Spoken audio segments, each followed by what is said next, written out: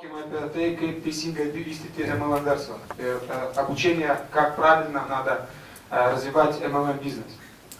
Ir iš tikrųjų kiekvienas verslas turi savo gyvenimo циклą. Kiekvienas projektas, kiekvienas verslas, каждый проект, каждый вообще бизнес, он имеет свой цикл, какой-то цикл жизни. Kiekviena verslė yra gamyba, po to yra reklama, pardavimai, tai darbas su klientais.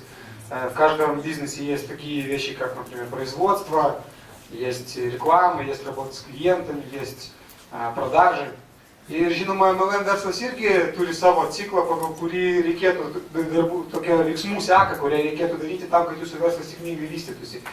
Ir бизнес MLM тоже имеет свой цикл, такую чередность действий, которые нужно делать для того, чтобы этот бизнес успешно развивался и процветал у вас.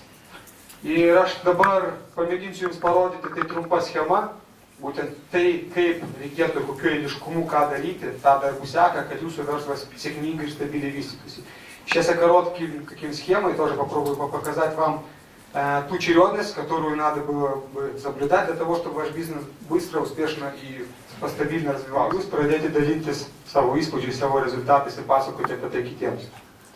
Этот момент очень важен, потому что те люди, которые уже являются вашими довольными клиентами, они готовы делиться своими результатами со своими знакомыми, со своими друзьями. И они готовы рассказывать об этом им. Tai yra, jūs gaunate nemokamą reklamą jau. Jūsų produktų žinomumas plečiasi. Jūs gaunate daugiau žmonių, kurie susidomi tuo. Вы получаете бесплатную рекламу, вы получаете